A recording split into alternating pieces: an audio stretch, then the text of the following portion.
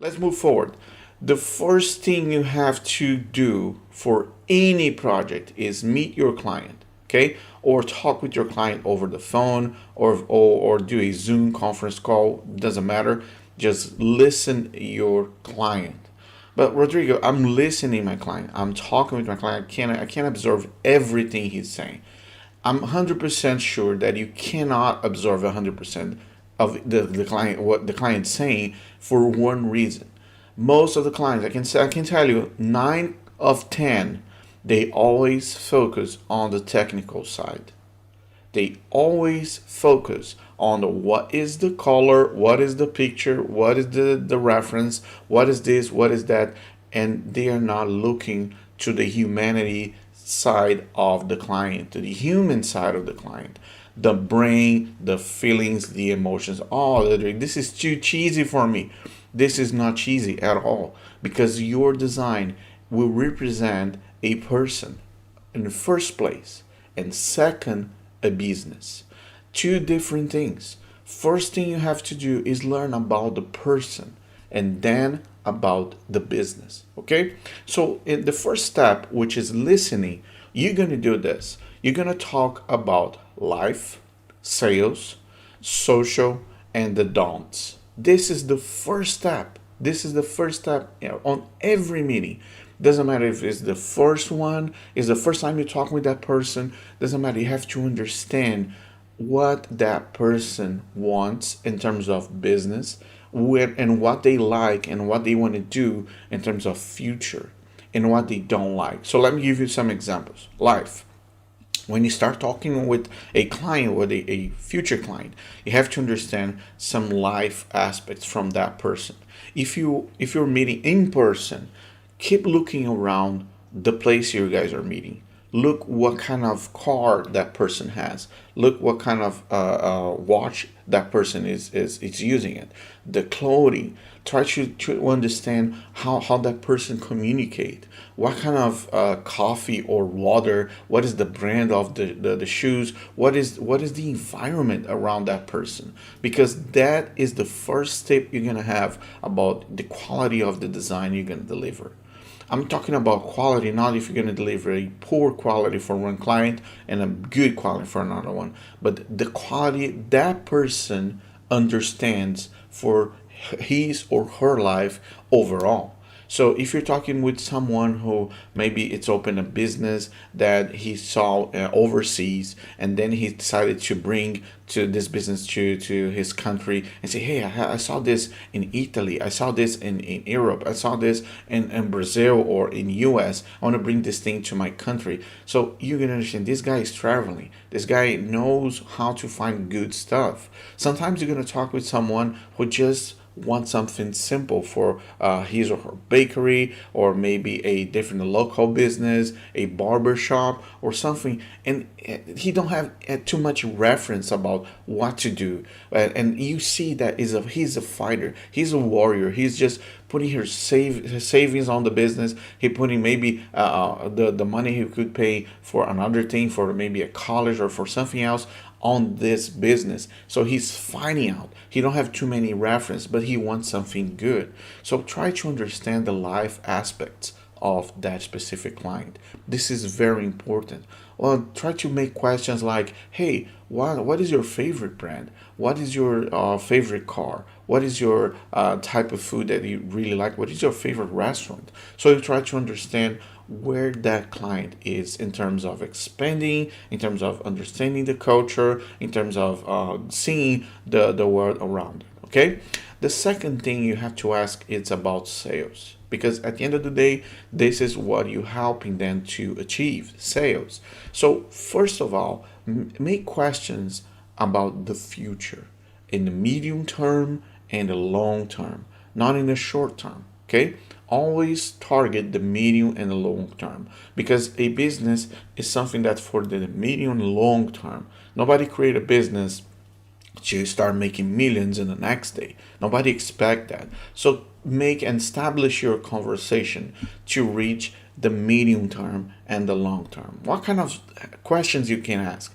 You can ask a question like this: what is your overall profit you're looking for 1 year ahead? What kind of sales are you expecting for your main product? What is the product you want to have more? You can have more margin in your revenue, and what kind of product you have less margin? What is the product that have more competition? What is the one that have less competition, etc., etc., etc. Even if you're creating a project that there's no relation with maybe with the main line of products, it's important for you to understand the business in overall perspective and ask about sales. What is your main goal in terms of sales? What is your situation today?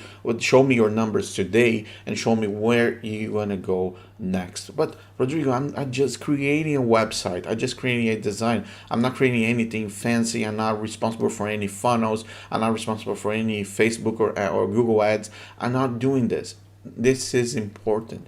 So because your design and your project will be established in based on something that he really wants to do. Okay? It's important for you to understand what is the process of sales of each person, of each company. So that is going to be your main understanding. Okay? All right. The next thing is about the social. What is the social side of the company, of the project, and of the business? The social side of the business is extremely important. Why? Because you have to understand what is the right position that the client is moving forward or the wrong position that is moving forward. Sometimes the person wants you a website with a lot of different things, a lot of different aspects, but the social media is so low. The engagement level is low. The following numbers are very low. The interaction, the comments, and the posting, actually, the posting schedule is very low. So you have to understand why this person has a good social media and how can you use that for your project. And if they don't have a good social media account, if you don't have a good social media presence, this is important for you to understand how can you connect both sides. Sometimes you have you're working for a business or creating something for a business.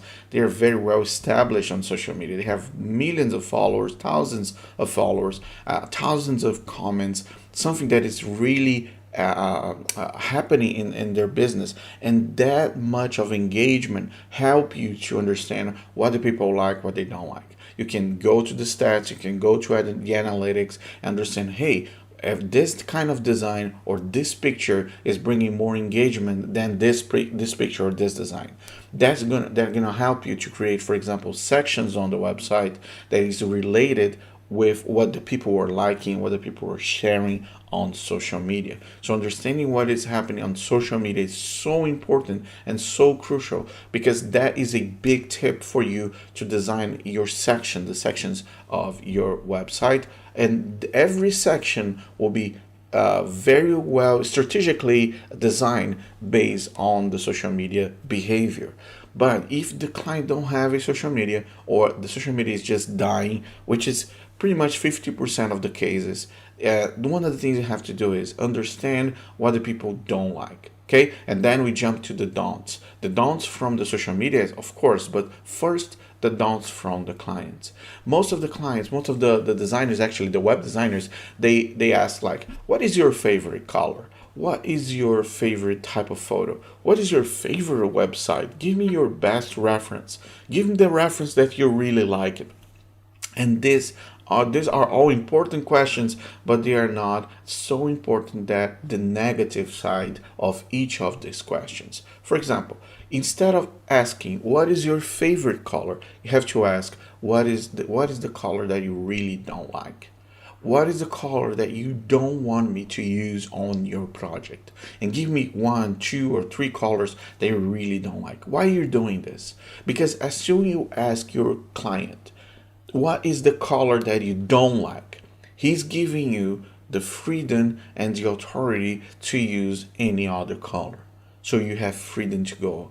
If you ask, what is the website that you really don't like?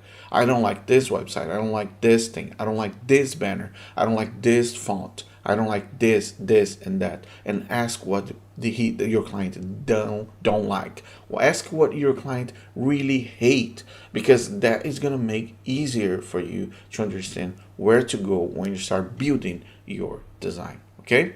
Another point, when people, or pretty much clients, they don't like go over this process of opening themselves to you, is a process that is very painful, primarily in the first meeting. The first meeting is very complicated because you sometimes you barely know each other. You pretty much don't know each other. So it's complicated for a client to open at the first moment. So something that you have to keep in your mind is this: try to create a bond of trust. Trust is everything. Trust is the main source of all the good projects that you can see around. People trust in each other. They just need a little bit time, a little bit of understanding to see, hey, I can trust this professional. I can trust this web designer to my company. Let me talk a little bit more deeper about myself, about my life, and about my company, because he really wants to understand the whole process. Okay? So the don'ts are very important to understand what I can do, what I can't do as a designer, and what I can do as a web designer. When I say don't use red, I'm telling you, in other words, use everything but red. Instead of saying my favorite color is green. Okay, but you don't know what is the worst color the client wants. And this is one example for everything. Another thing is, what can you do for you in your project that is your competition, your competitor is doing, and that you think is working for them, for their business? Look the website of the competition. Look the website of the companies where they are, biting their necks every day, killing all the sales, and say, hey, who is your competitor? What this guy is doing that we want to reflect on your project, and try to bring that information on the table so you'll be able to present a good project and fight on the same level or even better of their competition. Okay, so let's go back again. Life assets: what is this person? Sales: what is the objective? Social: what is happening on the social media that you can use and even use as your main source of knowledgement and also inspiration for your project. And to go over the don'ts. Don't be afraid to ask the don'ts. What you don't like, what you don't want, what you don't see on this project, because the don'ts are very important to give you the freedom you want to move forward with your project. Okay, then of course you can ask about all the references, you can ask about the history of the company, you can go ahead, but never forget all these four important areas. Okay, so let's move forward. This is the phase one. So you just took note of everything your client just said. Be organized, take a note, go to the meeting with some kind of a, I don't know, a notebook or a laptop. Take note everything. If the client authorize you, if he allows you, please record the meeting. Record you guys talking. Turn on your phone, your voice recorder, and just record your meeting. This is very important. While you're working, you're listening your voice with your client, you're listening the meeting, and you're understanding every single detail. Don't mess with the data. Data is important. The first data is on the first meeting. Okay, so let's move forward with the next thing. The next thing is about researching. The second thing after the meeting you're gonna do and spend the biggest chunk of time researching. Believe me, you're gonna spend more time researching than creating the project. And this is very important. Now, Rodrigo, how can that be? Because if you spend a lot of time researching, you're gonna spend less time producing. This is important. So the researching part is also divided in four areas. The first one is researching the photos. Sometimes some clients, they do have photos, good photos, so you can use it, and you don't have to research a lot about photos. But then I'll tell you something based on my experience after 20 years doing this thing. I can tell you at least 70% of the business, 70% of the projects, they are not going to give you good pictures, good photos. They're not going to do this. So if you have the skills to take pictures, do it and include the price over your project. If you don't have any skills about photos, don't say you can take it. Just ask someone, hire someone to do it, or use your stock photo database or Shutterstock or any kind of image bank, 20 or something, Elementor or something like that. Elements actually, Envato Elements, and you can use any of this platforms to bring some assets, some pictures, some photos from the business. But if you don't have any skills, hire someone and add the price. But photos are most important, and you're gonna touch base about this process very soon on this video. Okay, the colors. Have a set of colors related with the client product and the client vision. If you have the good answers, if you make the right questions at the beginning and you have good answers, colors is not going to be a problem for you. But I see every day I see students and designers saying, I have no idea, I have no clue which picture I'm gonna pick for which color I'm gonna pick for my client. I have no clue. I have no idea. Every color I pick is a problem for my presentation. They ask me to change the color of the font, the color of the pictures, or the effects or the buttons. I'm tired. I have trouble picking colors. Don't worry. Set your colors during your researching process, and I'm going to teach you how to do it very soon. Okay? Fonts. Fonts are the most important thing because they are related with your emotions and action, as well with your perspective of reading, your readability of your project. One of the things that a project can suffer a lot is about the fonts, because sometimes you have the good colors, you have good pictures, but your font is killing your project. It's killing. Nobody can read. Nobody can see on mobile. Nobody can see over the pictures, over on the top of the pictures, or on the top of any color. It's complicated. It's a mess. So be careful. Research your fonts and always have at least 2 sets of very custom fonts, very customizable for that specific project, and also have a general standard set of fonts. Like I'm saying, Open Sans, Lato, or Overpass, like Breezy is using all the time, Overpass, and other fonts that people can read what you're saying, what you're talking. So it's important to research very carefully, but at the same time creatively speaking, the fonts for your project. And at the end of the day, at the end of this process of the researching, is the ideas or the inspiration, I can say, which means go to behance.net, go to some places, some portfolios like big market portfolios, Adobe, Behance, or any other one that you can drink from that ideas, you can eat from that ideas and inspire yourself for that specific business, and I'm going to show you in a moment. Okay, the third step is drafting. Drafting is very important, so spend your time drafting without any guilty, no responsibility at all. You're just drafting, you're just creating, you're just putting something out. Don't worry, your drafting part is one of the most important because you have freedom to do whatever you want. Nobody's seeing you. You're in your home office, your computer, nobody's looking at you, and you can do whatever you want. So just draft, and try all the aspects, and try before going to the builder.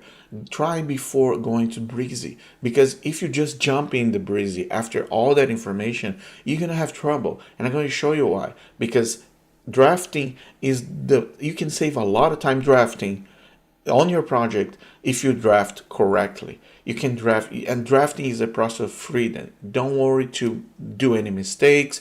Don't worry about the proportions. Don't worry about the sizes. Don't worry about anything. Just draft and be free to work whatever and then you're gonna start digest and understand your process, your own project, your own design. Listen, you don't have all the answers, even for your project, even from your mind. So you're going to start discovering yourself during this process over the time you're drafting is a learning process, excuse me, of yourself and your creativity over the project. Okay, so draft with freedom. Okay, how can I draft? What is the sequence can I draft, Rodrigo?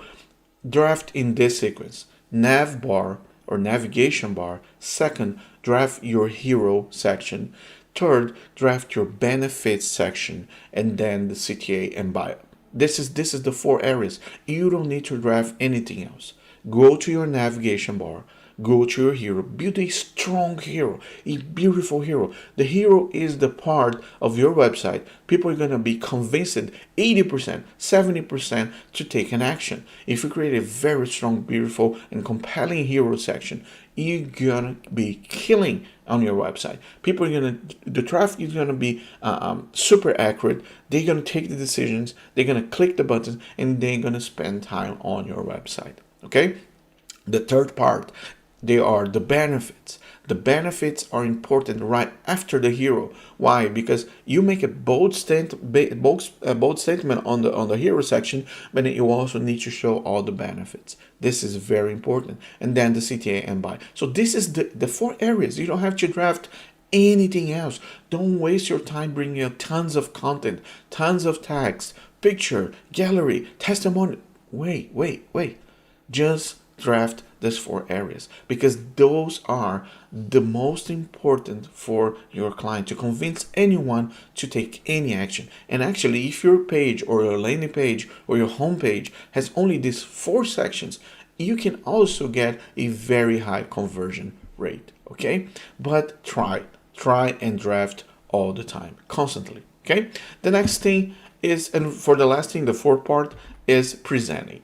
Let's say you just finalize your project, you just finalize your first draft, you finalize your template, you made an agreement with your client saying, hey, I'm going to send you all that information first. I'm going to send you the template, I'm going to send you the layout, you're going to see the design first, and then if you approved, we're going to move forward with the building process. Okay, some designers, some web designers, they do this. They don't jump on the breezy first after the draft. They send the draft to the client, so client can see and they can understand the whole design, the whole concept before jumping on breezy. Okay, this is important because maybe your client, the first draft is not going to be the best for your client, but it's going to have some good things. So you just change this, change that, switch some kind of pictures, switch the position of some, I don't know, some navigation buttons, maybe some pop-ups, maybe the hero banner is not that good. So you can change that.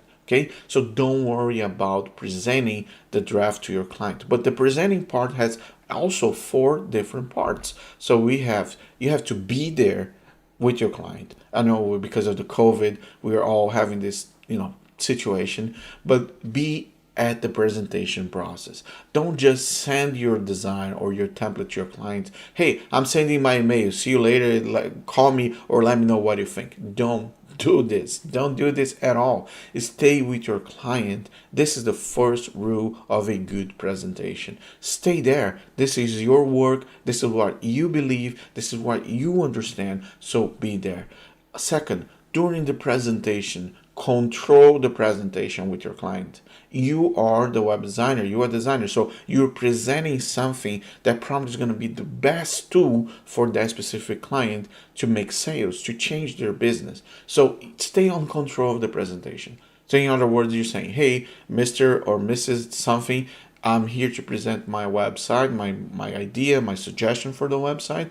This is my idea. So let's go over the process. What I believe these colors are important because this and this and that. What I believe these pictures are important, or your pictures must be portrayed like this and that. So I decided to create this navigation section, this banner, this hero. This is the benefits, and this is the, for example, call to action. So you stay on control all the time, and your client asks your permissions. Hey, can I say something? Hey, can I interfere something here? Can I give you a suggestion there and there? And be the presenter. It is so important. So be confident. After drafting, you probably have 100% sure of your decisions. So present your business with confidence for your client, and your client is gonna see you think, hey, this guy he's the expert. He knows what he's doing or what she's doing. So I'm ready to understand and listen my professional. I'm paying for expert. I'm paying to have an expert working on my project. So let me listen what he has or she has to say. Okay, defend your design. Third part, defend your design. And not defending your design like you're defending your child or maybe your son or daughter who did something wrong at school. Hey, my son did nothing wrong, or that. Not this kind of defense. Defend the reasons why you're using this, and this and that. Why you're using this color. Why you're using these pictures. Why you're using these fonts. Why you're using this and that. And for the third and the fourth part of this fourth section is be creative. Don't just send a link for your client. Present your client a very good website presentation, let's say. Send a good mockups. Send a laptops mockups, mobile mockups. Send some different perspective of how your website is going to look on this scenario. How your website will going to look if you're just using on a tablet. Present yourself and present your project in a creative way so you can always surprise your client. Okay, so those are the 4 areas of any project. This is the process. This is the best creative process I can offer you, and this is always work. Is 100% sure it's gonna work for you if you follow each one of these steps. So let me go back very quickly here. So first one is listening, live, sales, social, and don'ts. Second, researching, photos, colors, fonts, and ideas, suggestions, inspirations. Okay, not copying, inspirations, ideas. Okay. Third, drafting. Draft the nav bar, the hero, the benefits, and the CTA. And the fourth one is presenting. Stay in control of the presentation.